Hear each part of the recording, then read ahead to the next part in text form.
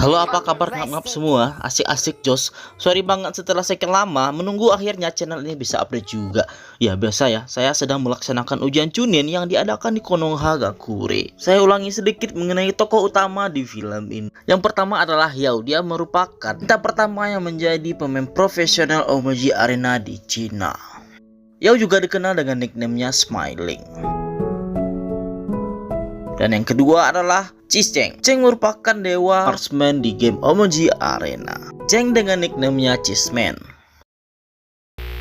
Di part sebelumnya, tim ZGDX kedatangan kedua orang tua Yao. Dan setelah kedatangan kedua orang tua Yao, mereka pun kini mulai berlatih dengan giat. Tidak hanya latihan materi, mereka juga melatih fisik mereka. 来带着大家训练吧。好，今天既然是先来个慢跑，准备好了吗？不是说慢跑？跑哪儿去了？这也太晒了。你这么矮，太阳够不到你。 Yao kini juga sudah memulai live streamingnya untuk memenuhi targetnya di tim. Bahkan untuk memulai live streaming, Yao juga dibantu oleh temannya Jin Yang. Dan ketika melakukan live streamingnya, Yao sering diganggu oleh Cheng. Dengan karena itu, tumbuhlah butiran debu cinta-cinta antara dirinya dan Cheng.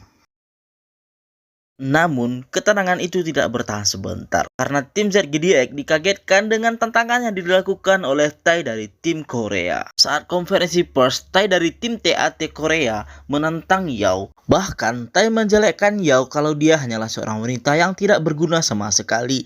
Dan di sini, Tai juga menjelaskan di mana tim ZGDX berkali-kali menolak latihan tanding dari tim TAT.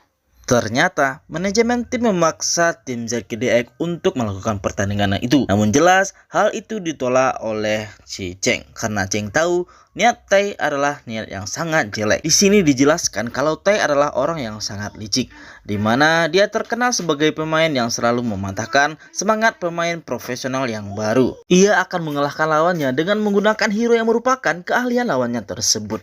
Di mana di sini untuk menghancurkan Yao, dia akan memakai hero Tamamo no Mai. Sehingga ketika dia menang menggunakan hero itu, dia ingin publik meragukan kehebatan permainan Yao. Yao yang secara diam-diam mendengarkan perkataan si Cheng dan Xiaorui, ia malah dengan sombong ingin menerima tantangan dari Tai itu dan merasa yakin kalau dia akan menang melawan tim TAT dari Korea. 我也能赢。挺乐。 Setelah mendapatkan persetujuan dari Yao dan ketua tim Cheng, akhirnya pertandingan latihan pun dimulai. Dan benar seperti dugaan Cheng, setelah melakukan ban, Tai langsung mempick hero Tamamo no Mai. Dari awal pertandingan, Tai pun langsung mengincar Yao. Akhirnya, Yao berhasil dibunuh oleh Tai dan Tai mendapatkan first blood. Itu Yao menjadi noob mainnya karena selalu mati setelah diincar oleh Tai. Ya, ngertilah kalau kita mati terus saat bermain rank, ya perasaan kesalnya macam-macam rasa mau dihempaskan saja HP-nya gitu. Karena ketinggalan poin yang sudah cukup banyak dan jumlah turret yang semakin berkurang hingga akhirnya tim ZGDX pun kalah. Semua orang pun menyadari dari awal hingga akhir Yao selalu diincar oleh Tai.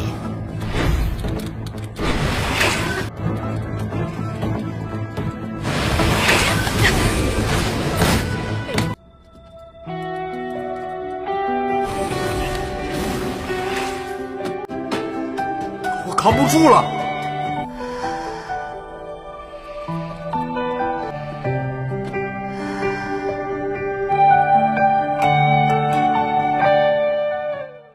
Malam itu Yao merasa sangat terpukul, bahkan dia tak berhenti menangis sambil bermain di depan komputernya.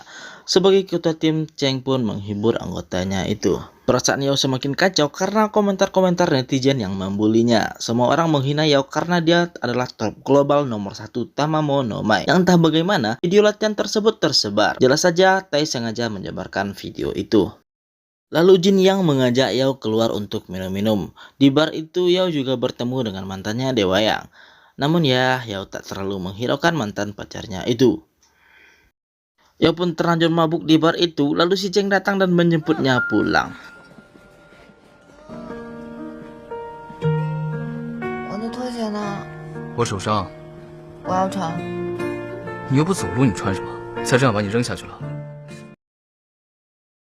Begitu sampai di GH, Yao dikagetkan dengan seseorang yang duduk di bangku gamingnya. Siapakah orang itu? Yang duduk di kursi Yao itu adalah Lu Ye. Dia merupakan pemain cadangan tim ZGDX yang telah 1 tahun lebih menghilang karena terkena sanksi larangan bertanding.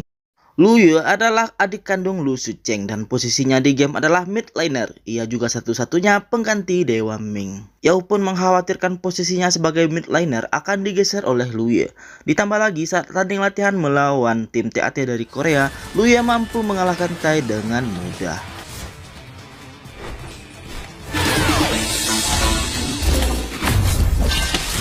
所以上个赛季的成绩非常好。 Meski begitu, Xiao Pang terlihat tak senang dengan kembalinya Lu Ye karena dia menganggap Lu Ye lah penyebab cederanya tangan Dewa Ming hingga Dewa Ming pensiun seperti sekarang. 这件事儿，我只针对陆月所有的错误吗？为什么俱乐部甚至整个电竞圈，我们就是你们说的那样，永远是个会逃避的胆小鬼而已。再说一遍，说一遍怎么了？干嘛呀你？ Lalu diceritakanlah bagaimana Lu Ye bisa dikenakan sanksi larangan bertanding. Di masa lalu, Lu Ye memukul kepala KA yang merupakan lawan tim ZGDX. Saat itu KA berencana menyewa preman untuk membuat cedera semua anggota tim ZGDX. Lu Ye yang mendengar itu langsung emosi dan menghajar KA. Setelah itu Lu Ye pun dikeroyok, lalu Dewa Ming muncul dan membantu Lu Ye. Dan di insiden itulah tangan Dewa Ming terluka.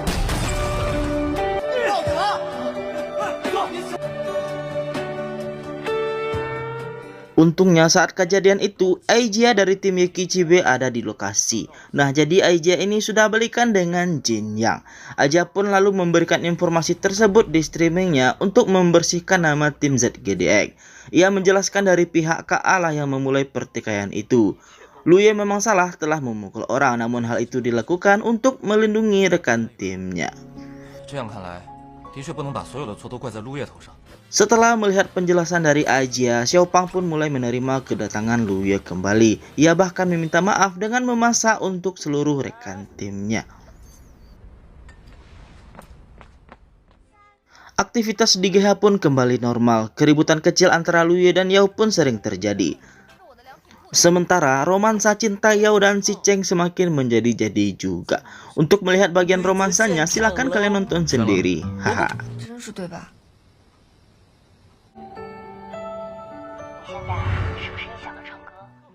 Karena OPL akan segera dimulai, mereka pun melakukan photoshoot. 拿出你们平时抢凳子时的。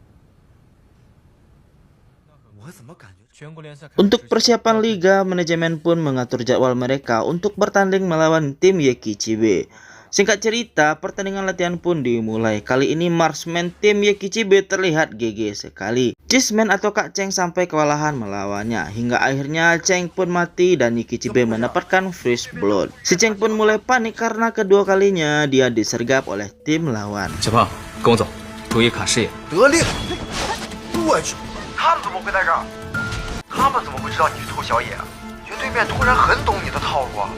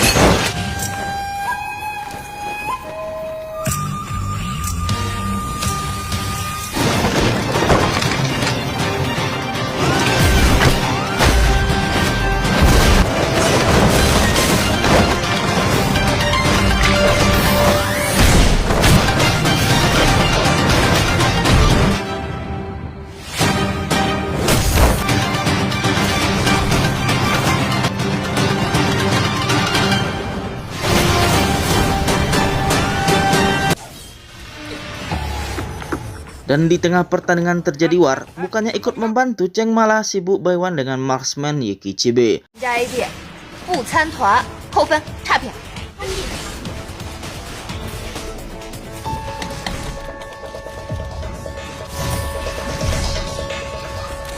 我开大，我开大，快快快！ Dan akhirnya ZKDX pun memenangkan pertandingan. Dari pertandingan terakhir tadi, Cheng tahu marksman tim lawan adalah Paus. Paus adalah sahabat lama Cheng yang juga merupakan mantan kapten timnya saat di Korea dulu, yaitu di tim TAT yang sama dengan Tai. Mereka berdua bagaikan cahaya dan bayangan. Li Junhe.